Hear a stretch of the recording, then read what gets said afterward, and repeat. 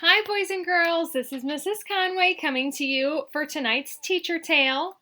Tonight, I'm going to read the book If I Built a House by Chris Van Dusen.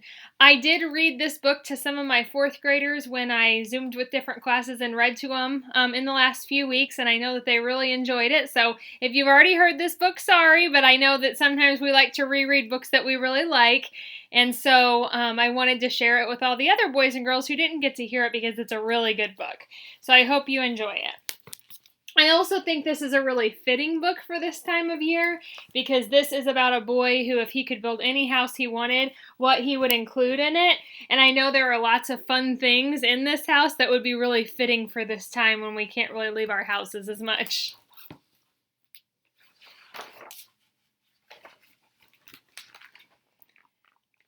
Jack in the backyard said to his mother, "This house is okay, but it's like any other. It's boxy and boring and basically bland. It's nothing at all like the house I have planned. My house will be different. It can't be the norm. I'll think about traffic flow, function, and form. Oh, it may include shapes like a tower or dome, but I'll focus on what makes a building a home.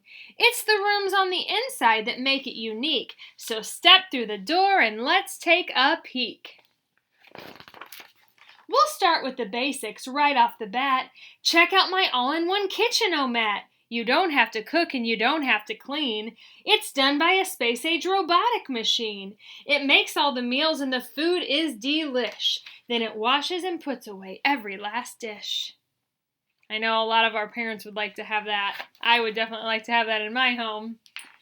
The living room's next. It's fun. Come on in. The chairs and the table and sofa all spin, and trampolines lead to a giant ball pit. It's a pretty neat room, you have to admit.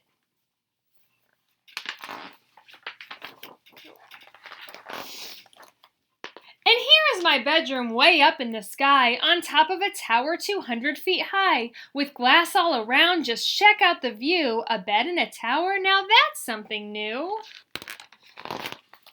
The rooms we walked through just moments before are the kinds that you'll find in any decor. But if I built a house, I'd add a few more. So hop on the slide, it's time to explore.